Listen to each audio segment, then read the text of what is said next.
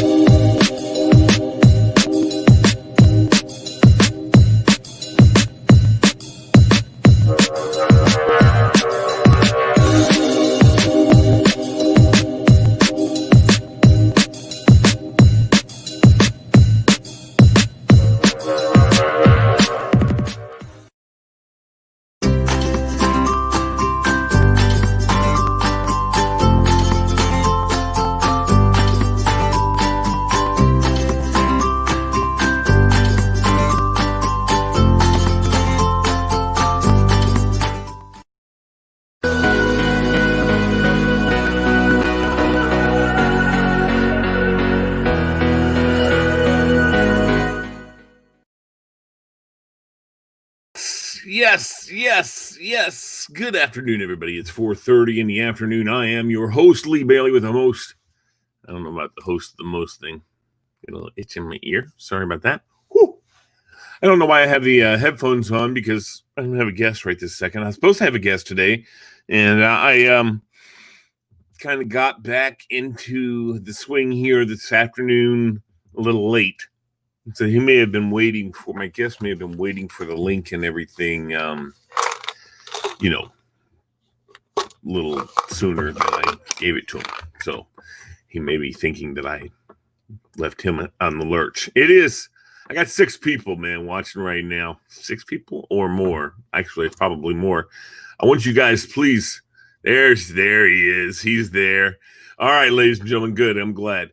But before we tell you anything else, don't forget to like and share. Okay, like and share, please, because if you're there, you're watching, you're checking it out, I would appreciate if you would like and share. Now, without further ado, and we are already live, so I didn't get the chance to prep him any, but there's no prepping involved anyway. But it looks like he's not on duty. This is a young man from the Washington area Airport Authority, police officer. And those guys, we're about to talk about that. So let me bring him in here. Here he is. Travis, how are you, sir? I am good. How are you doing? Hey, man, I'm doing great. I really appreciate you coming on the program today. I appreciate it a lot. Of course. You got yourself a day off today, huh? Yeah. So during this whole COVID situation, they switched our schedule. So fortunately, I have a little bit more days off to be with the family. So I'm not too mad about that. Now, how does that make you feel? Do you have a lot of do you have a lot of contact with people in your daily work, or do you because I've been to the airport. Okay, I've been to the airport. I've seen it's a lot of times with you guys, you do have to have some contact, but a lot of it for some of you, and I don't know what your particular job is. Right. A lot of the officers are constantly just trying to keep the flow going. Let's not it's not like sitting in one place. Let's keep moving. And that, of course, all started 9/11, of course. Right. But, pushing. What's your daily look like? So a normal day, we're just a police force that's just on the airport property. That's all. Yeah. We have basic police calls. We go to the Northern Virginia Regional Academy, which is in Loudoun, with 17 or other agencies that go to the same thing. So correct. The same police powers as most of your local jurisdictions around. It's just on the airport. We just have the airport. We got both Reagan and Dulles, and we have the toll road, and we have part of 28. So that's kind of our jurisdiction. Our style of policing has kind of changed during the whole COVID situation. We're kind of less proactive right now and more kind of responding to our calls, making sure we're following the guidelines and keeping our distance as much as possible. But again, with this job, you have to interact with people, and that's why I love doing this job. Is that's the fun part for me, interacting with different people every day from different backgrounds. But yeah, it's kind of changed just on the aspect of not being so proactive, just kind of just answering your calls and just kind of being visible. That's all, really. Exactly right. Yeah, no, I took criminal justice in school, and I've had lots of friends who are in the law enforcement field, and did some wimpy, dumb security jobs. Hey, don't keep on security. I started doing security first, so well, then No, your colleagues that you've had before. I've had lots of colleagues. I'm like going, oh my Lord, this young gosh. No, but then I did work into, I did that during college actually, to make some extra cash and I could do homework. I could do work at work. I could take a little break for 20 minutes or so, station myself where I could kind of see where everything is going on, and I could do some work. Yeah, that was the main reason for taking that job. Then my last job before I had a lung transplant last year, and do double lung actually, and so I haven't worked for a couple of years now. Right. But I was working for Fairfax County Public Schools as a safety and security specialist. And that was a joy because I got to deal with kids. I mean, I like dealing with kids. Unfortunately, a lot of the guys don't like dealing with kids. And I'm like, why would you do this job if you didn't like kids? It's just stupid, and likewise, why would you be a police officer if you don't like people? Exactly.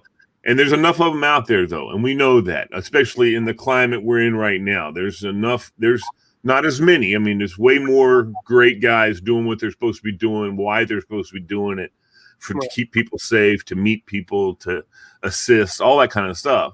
Yes, sir. And you sound like that kind of guy, especially when I've seen your little video on Yusuf's Facebook getting yourself a steak and cheese or whatever it is you get from him. Right.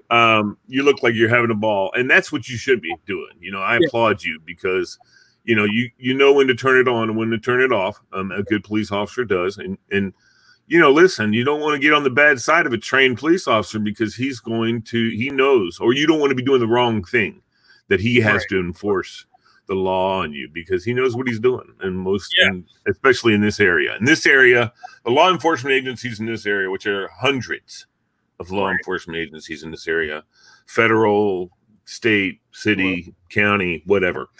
They're all highly trained in this area. This is not Dukes of Hazzard, this is not Roscoe P. Coltrane.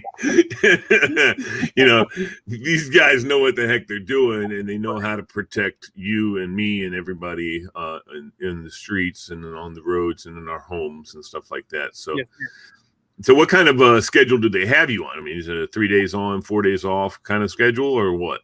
So most agencies in the area, they have what they call 11 and a half or a 12-hour shift. So, you have your long and short week. To make it simple, on my short I only work Wednesday and Thursday. And on my long week, I only have off Wednesday and Thursday. So it rotates like that. That's your 2-week block. And, it's an adjustment. I mean, policing is an adjustment every year. I mean, people don't know that July 1st, new laws get implemented every year. So we have to do the training. We have to learn those new laws, to learn what we used to be able to do, now that we can't do. And then now that we couldn't do, now what we could do. So it's a revolving train. But again, I love the job a lot, and hopefully until I retire, man. Yeah, man. I tell you, and especially when you get to meet people like Yusuf, he's a good guy, man. I tell you, I liked interviewing him the other day. Not too long ago. He's doing a lot with the community. Exactly. What kind of things is Washington Airport Authority? What kind of things are you guys doing? Do you guys do outreach kind of stuff with your department? Yes, we do stuff programs during Christmas. Obviously, we do National Night Out. We try to get that. Our department is unique because we're not in a community in a community. I've only been at the Airports Authority for a year and a half now. I used to work at George Mason University Police Department. Oh, okay. Yeah, and we partner with Fairfax City a lot. Sure, and the county. Yep. So I was out and around in the city and stuff, not just on campus, but I did a lot of outreach stuff there. On my own, I go to elementary school. Sometimes I have a couple teacher friends, and so I go talk to the kids every now and then as much as I can. I did a lot of flag football and basketball tournaments just for the community and stuff like that. Sure. Has invited me to a bunch of those because that's what I like to do, and that's how we became good friends through the sports aspect. Sure. And I'm just proud of him and what he's doing, the way he's Yeah. come up with his restaurant and stuff. So I'm always looking to support my friends and small local businesses. So whatever I can do, I try to help out as much as I can. Well, you know Officer Brudvig, right? Yes. Yeah. No, he's a family friend. I mean, Okay. I don't even know. He's the youngest of the Brudvigs. So I didn't ever really even know him. You know what I mean? I know his mom and dad. I know his brother and his sisters. I never really even knew him. I just knew from his brother and sister that he was working at Mason. Right. So I don't know how well you, I mean, I know you know him, but whatever. I don't know if you guys work together that much or whatever. One of the things though, I'm gonna since I got you on, and since you're not with Mason anymore, and so I can nitpick a little bit. All right, let's see what you got. Man, whenever I used to drive down Braddock Road, and luckily I never got a ticket, but I would drive down Braddock Road and you guys be running in traffic. And I was just like, dude, that's just not right, man. If I was a parent of a kid going to Mason, I mean, what are you doing on Braddock Road? Why aren't you on campus patrolling? And I'm not kidding. I used to think to myself, man, I hope I get a ticket. I'm going to court if I get a ticket out here on Braddock Road from one of these George Mason police officers. And I know you guys have full training, full arrest powers in the state. I understand all that. But I used to get so ticky about that. I'm like, what are they doing running traffic out here on Braddock Road, man? Yeah, in our jurisdiction, they give us any roads that's, at least when I was at Mason, it was any roads that were adjacent and connected to the campus. So you can run traffic there from Roberts Road to 123, and then 123 until you get into Fairfax, until you leave the campus area. So a lot of officers would be out there. Me personally, I wasn't out there too much because I was busy answering calls from campus anyway. So I wasn't really out there too much. But it's just good practice when you want to work on your traffic stops. Yeah, I get it. But I'm still like, man, what's your priority? You were the George Mason University Police. Right. You're supposed to be on campus bothering students. No, not bothering. I'm kidding. Keeping the students safe. You know what I mean? Yep. So I said, I'm not a parent, but I'll tell you, I hope if I was a parent, I got two kids, and now one of them doesn't want to. She, of course, she's a teenager, so she's like, "Oh, I'm going as far away from this house as I can when I go to college." Boy, she's that's her attitude right now. Right. However, I know how that goes. Of course. Oh, I want to go to Mason so I can work. That kind of stuff. So who knows what she's going to end up doing? So Airports Authority. Now, I find it interesting. I've always got along great with the officers who are trying to move people along. I go wait until someone calls me and says, I'm about to walk up the ramp to the outside. And then I pull around and just pull in, jump them on and roll out. Because I don't want to get hassled. I don't want to hassle y'all, really. That's the issue. And having taken in college criminal justice and police tactics and all that kind of stuff, and my next door neighbor, the reason I did this, my next door neighbor was Fairfax County police officer and detective and everything. So I kind of wanted, that was kind of what I wanted to be like him when I was growing up in my parents' house. Okay. And, so I thought, I want to look into that. And I wanted to be a Fairfax County police officer, except for they wanted corrected vision. Uncorrected vision. Uncorrected vision. What? So that was annoying. They don't do that anymore. But, and I got a kind of a bad eye. It's kind of nearsighted, but whatever. I was like, that's not going to change me from taking care of people and, helping out and stuff like that. Right. So tell me some more of the unusual things that you guys have to do as Airports Authority police officers. Okay. So now I work at the Dulles Airport. Oh, you do? Okay. Reagan's a little bit smaller. So they have the type of stuff that they do at Reagan than they do at Dulles. Dulles is a little bit more bigger. So, for instance, we have a toll road. So we're pretty much state troopers out there when we're on the toll road. We just do traffic. We respond to accidents. 2 miles over, pull them over. Yeah. Again, I haven't really I say this, but when the traffic kind of went down due to the COVID Sure. situation, so we really haven't been hitting traffic like we used to. But the airport's a little different because we have people from all over the place. Obviously, I would say some of our main calls are just kind of drunk people that are just having a little bit too much alcohol, waiting around for their flights. Mhm. But we work with a lot of different agencies at the airport. All your 3-letter agencies come through the airports all the time. Sure. A lot of high-profile people come through the airport all the time, where we assist with that. You have your private jet sectors. A lot of people with they're not big names, but they have big money. Well, some big names, yeah. And the sports teams come through there too. So I mean, again, it's basic police department. It's just we're not in a county or city, so you're not going to getting certain type of calls. Like I used to have domestics and stuff like that, so I don't really deal with that too much.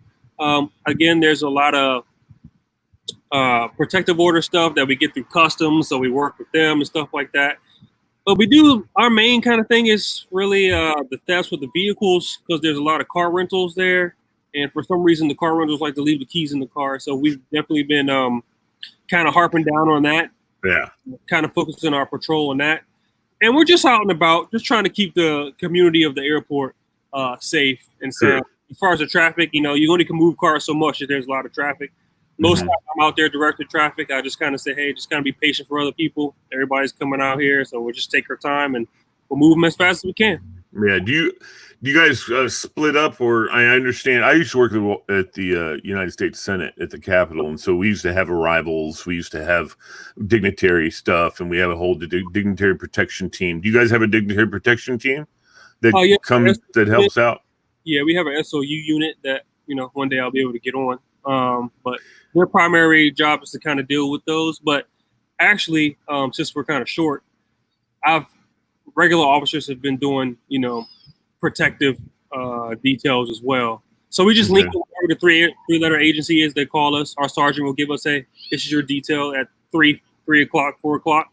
Meet up with the agency, and we just kind of escort them or through the airport. Is there a lot of are there a lot of officers, without giving up too much of y'all's secrets, but are there a lot of officers that walk around both terminals in plain clothes, just wandering around kind of, or do you mostly have all uniformed guys? Mostly all uniform. We try to be visible. If we're doing special details, we'll talk to our command staff, and they'll, there's some details that require plain clothes, just for the protection of the airport. As far as people trying to get back there on the airport grounds where the actual airplanes are and stuff like that, we're trying to. Yeah, you want to prevent. You want to prevent, not. I understand when you're wearing undercover, it means you're expecting something to happen. You want people to see you. Right. That's a whole nother story altogether. But yeah, no, that makes a lot of sense. Obviously, when you're talking dignitary protection, it's a little different. But you look like a cop anyway in your uniform.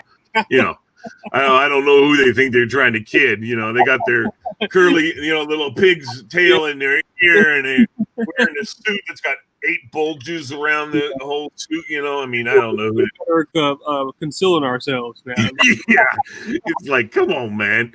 That was one of the fun things about the Senate, and I'm sure you run into the exact same thing because you have other dignitaries' protection teams that are coming into the airport. That are armed, and because they're protecting who their people are. Right. I hate to dominate this, but when I was working at the Senate one time, the Japanese Prime Minister was making an arrival, and of course he's a big deal. He's a really big deal. He's got the same protection as the President of the United States has. His advanced team and all that kind of stuff comes through. Right. And I used to be a smoker, and that's not why I had the lung transplant. But anyway, I would step outside the Senate carriage entrance, and of course, all the Capitol Police guys, I knew all those guys, so they would let me come out even if there was an impending arrival because they knew I'd be back in and gone before the arrival got there. Okay. But typically, to everybody else, was when the advanced team was there from the other group, from in this case, the Japanese advanced team was there, they wouldn't let anybody in the area. The Capitol Police would have the exterior. Those guys would have the interior where their guy was going to be coming or their person was going to be coming. Anyway, so I'm standing up there having a cigarette, and there's an impending arrival. And I see this officer who probably is the advanced team leader, he walks over to one of the Capitol Police sergeants that I know, and I hear him saying something to him, and I hear my sergeant say, "Oh, he's okay. He'll be inside before your guy gets here." Right. And so the guy kind of looks at me sideways out of his eyes and goes, and he walks over, and he walks over and turns and he looks at me to make sure I'm watching him, you know. Right. And he turns around and he puts his hands in his suit pocket and he pulls his suit coat tight so I could see that little Uzi in the middle of his back, you know. And I'm like going, and then he turned back around and I went, "Woo, that's cool," you know, or something smart assy, you know. Right. And he didn't like that. He was just like, he was grumpy about me being out there, you know. And I'm like, dude, chill, you know. I'm gonna be long gone, right? And I have all my badge, and I'm here. Don't worry about it, pal. But he had to let me know. He put his jacket and let me know. Look what I got. And I was like, sweet, you know. Right. Anyway, so I'm sure you get that kind of thing. Yeah, most of those guys are pretty cool. They do a good job of communicating with us. Who's going to be there? Who's not? We got a lot of task force in the area, like gang and drug, and they do a lot of interdiction with bags coming into the airport and stuff. So they'll do a good job of letting us know because they won't be, you know, in uniform and we don't know who they are. That's right. So they do a good job of letting us know. Now, do you guys have dogs, or does the DEA? You have your own canine units that sniff bags and stuff like that? Yeah. So they're only the EOD dogs, which is kind of the bomb dogs. Sure. Explosive ordnance people. There you go. Yeah. We don't have any canine for drugs or narcotics. Oh, you don't have drugs. Okay. So DEA comes in sometimes and does some drug stuff. Yeah, they have their dogs. If we do need one, say if I'm out in the toll road or something, and I need something for a vehicle, I'll just call the local jurisdiction. Yeah, sure. And I'll out for me. And the local jurisdictions also come into the terminal if you need an issue with something. Now, for the time I've been here, you haven't called them. Had them respond. I have responded to help them in certain areas if they needed backup or if the backup was kind of far away. Yeah. I haven't really seen them on the actual airport too much, but then again, since I've been here, I haven't had an incident that would involve a lot of agencies coming to the airport to deal with the situation, and I'm not looking for that anyway. So right. So far, let's keep everything chill, man. I don't need to have, you know, I might be a police officer and I might like a little action every now and again, but for the most part, let's just keep it chill. And that's the kind of officer you want, you know, the one who's ready, but he's also ready to not have any confrontation. Exactly. You know, one of my best guys when I worked school security was a former Fairfax County police officer, and he said, "You know what, Lee? Here's the thing: you give the person you meet respect, you treat them with kindness, and always be prepared to kill them." So, you know, you know, that's what you're prepared for. But you're nice, you're kind, and you greet everybody with a great smile. And it's just don't let him kid you. You know, he's maybe smiling at you, but and it don't really mean nothing. You know, it just means he's a nice guy. But yeah, anyway, always be prepared. Yeah, exactly. You got to be. You got to be prepared. You got to look 5 miles down the road both ways and be always ready for anything that might come across. Yes, sir. So, yeah, I see you guys out there working, and I'm always, thinking to myself, I always think, see, this is the thing. I was dead set in being a Fairfax County police officer when I was coming out of high school. Okay. And then it didn't happen, and I was pissy, you know. What I didn't know is that the Capitol Police have a great department. Yeah. You know, and I could have gotten on there with just a high school diploma. I don't know about Airports Authority, but I could have gone to work for Fairfax County. I mean, for the Capitol Police, and they have everything. You know, you can do everything with the Capitol Police. Everything from patrol in the, up on the hill, around the Capitol. You can do dignity protection. You can do working inside the Capitol at different stations and just be kind of a security guard. You're not, you're a police officer, and I get that. But, you can be working and making sure and just kind of keeping your eyes open. Right. And you could be on patrol. I mean, there's just canine officers, dogs. They don't do drugs anymore there. They just have weapons. They don't do pursuit. Right. They just do sniffing drugs. So they not know much drugs, but they're sniffing for bomb sniffers and stuff Yeah. like that. Exactly. Yeah, they got rid of their, when I was there, they got rid of their last pursuit dog. So they're a little bit too violent for sniffing for bombs. Yeah. So yeah. Anyway, so and there's been times when that too. I was standing outside having my cigarette with a couple of the Capitol police officers at the north entrance. Okay. And we're standing there by the booth, where people are coming in, and all of a sudden the guys go, Lee. The guy grabbed me by the back of the shirt and he pulls me behind the booth, and I'm going, "What's up, man?" He goes, "Look over there." I look over, and there's one of the canine officers and the dog sitting. Uh-oh. Yeah. He goes, well, we go stand behind the booth right now. Oh, that dog's sitting over there. And that's the passive response, That's just, that's how these bomb dogs do. They just sit down and go, yeah, something. If I see that, I would go that way. Yes, I'm going, I'll see y'all later. Come on, stand over here behind this truck. Y'all do your thing. Yeah. Did you guys have to have after 9/11? Did you guys have to wear the little sensors that sense radiation stuff? Yeah, we don't have anything like that. You never did have anything like that. Our equipment is just basic patrol equipment. Okay. I usually wear an outer carrier. I think that's better on my back because I don't want everything on my belt. But we can wear the inner carriers too. It looks a little bit nicer. Wear the tie, a little bit more comfortable. It does. I think everyone's kind of used to even though they think that looks like, I've heard people say, they look like a bunch of jackbooted thugs with their vests on the outside, that kind of crap. And I guess you probably know at Fairfax County, they have the gray ones, which is cool because it blends into their uniform. Mm-hmm. And now they wear everything on it on the outside. They have their badge. So it looks like a first approach. You don't really realize. Yeah. And like you just said, it's better on your back. You can keep all your little pockets with all your little quick crap. You got to keep all the different kinds of things. And Capitol Police, they used to have to carry, after 9/11, after our coup plan, they had to carry gas masks. They had to carry all kind of stuff because, hell, we were working in the target, and the one that went down the one that went into the Pentagon really was aiming for the Capitol. Yeah. And then they just decided, I guess whoever the guys were like, I don't know if we can get towards the Capitol. I've lost track of where that is. But, look, the Pentagon, something like that. And I'm not trying to be funny. I'm just saying that's pretty much the understanding from all the intel is that, I was working at the target. That's great. That's, I believe those planes actually left Dulles Airport. So, it's crazy. Yeah, went out and turned around and came back in. Yeah, right. 2 of them did, didn't they? Yeah. Mm-hmm. And then LaGuardia, whatever. Doesn't matter. It seems like it was yesterday. I swear for me, it seems like it was yesterday because the stuff was just crazy going on there around the Capitol. Were you in high school during 9/11? Yeah, I was in 9th grade. I was actually in history class when that happened. So it was kind of eerie to see the kid or my fellow student mates, leaving school just because their parents worked at the Pentagon. Yeah. It was the same thing when the DC sniper was around. I was in high school too. And, it was just an eerie time. You just couldn't go outside and do what you wanted to do. So that kind of stuff maybe kind of pushed me towards law enforcement to help out the community as much as possible. So cool. It's a fun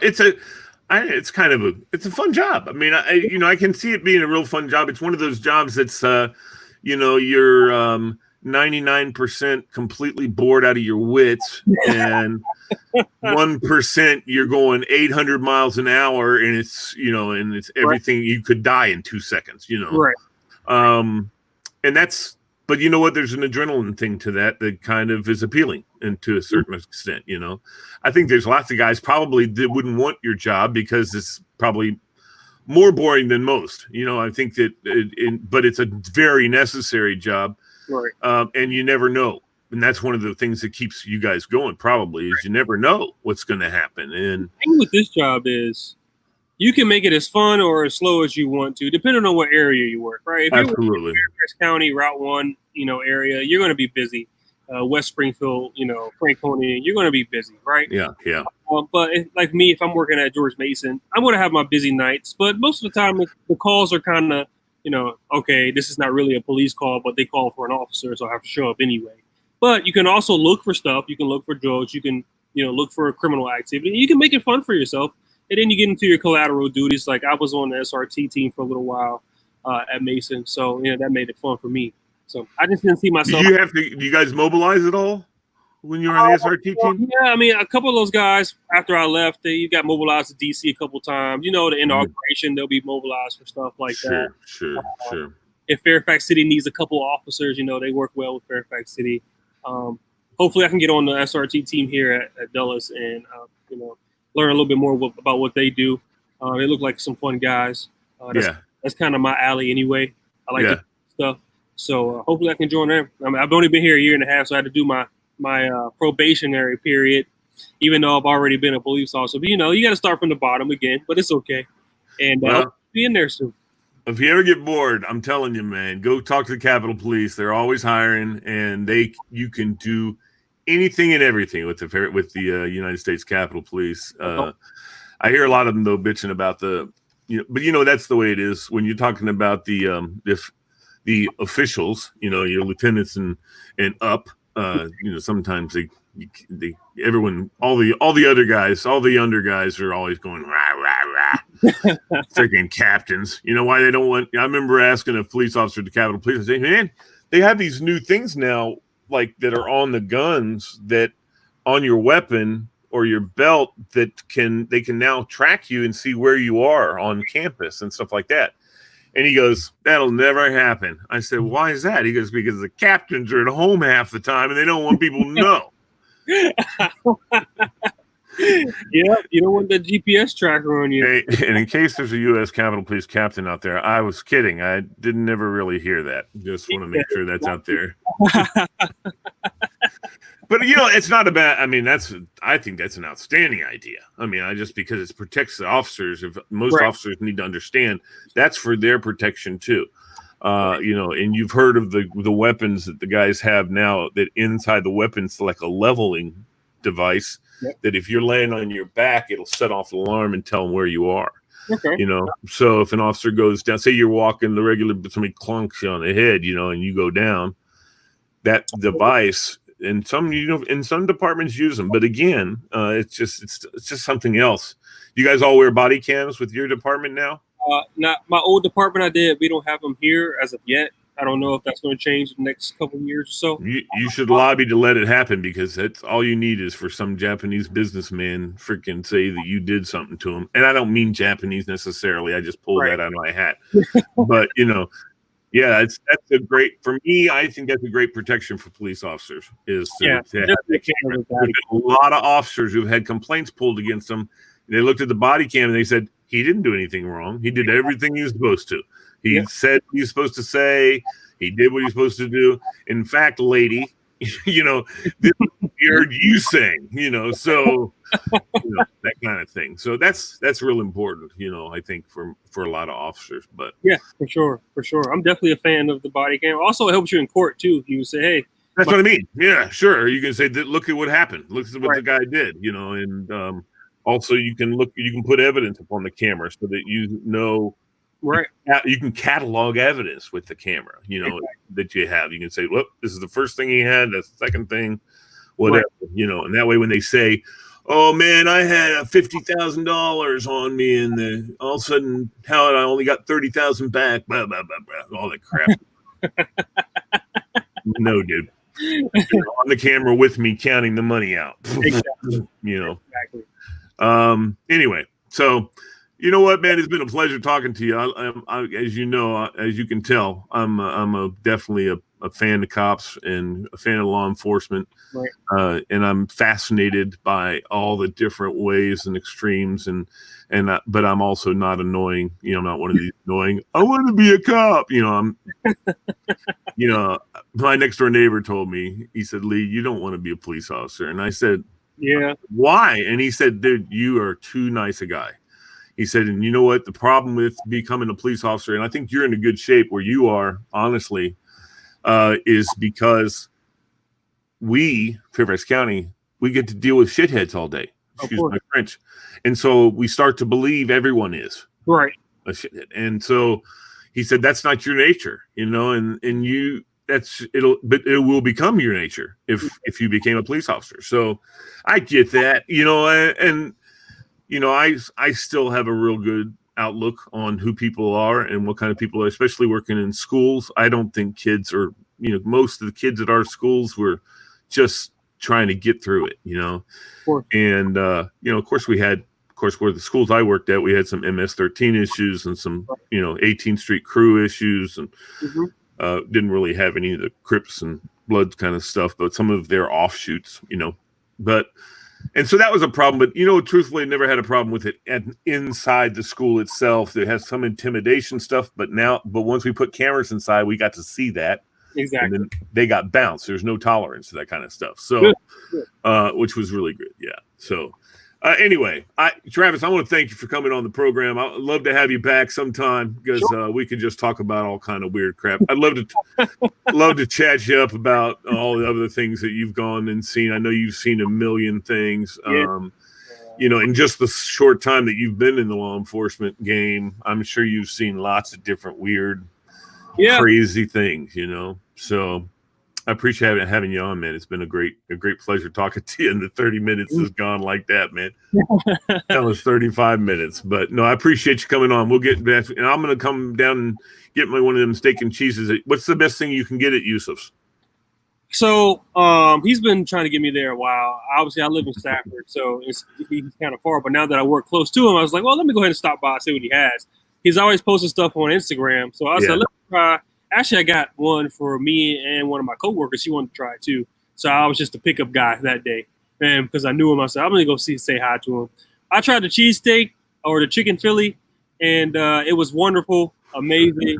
All right.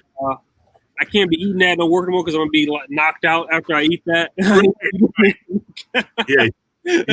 You have to take a run. If you got to take a run, that's when you go and have a steak before you go take your run. So you don't stopping by after work and just getting some dinner on the way home. That's going to be my new move. But he has a whole menu there that I'm planning on trying everything. So Yusuf, if you see this, prepare me some food when I get there. So. That's why you also need to get that big thing of Jolt Cola to keep you awake after you eat one of them steak and cheeses, right? Yes. All right, man. I appreciate your time. I really do. You've been a joy to talk to, and I knew you were going to be. I was looking forward to it. So have a blessed day, man. Okay? Thank you for having me on. I appreciate you. You take care. Thank you. Officer Willis, ladies and gentlemen. There he is. All right. Take care now. All right, ladies and gentlemen, that's it for me today. Typically, though, let's do this. Let's break up to our favorite place on my bookshelf and pull out our little book of wisdom. And let me give you some wisdom here real quick. Live simply so that others may simply live. That is a great idea. Now, okay, so Leo's Rock. Where did that come from? Amy Gish, Leo's Rock.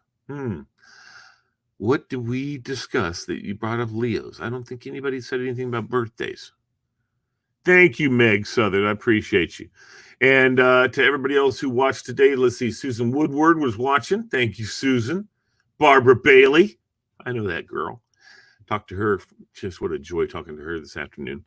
All right, everybody. I'm out. I'm gone. I'll see you on the flip side. Bye.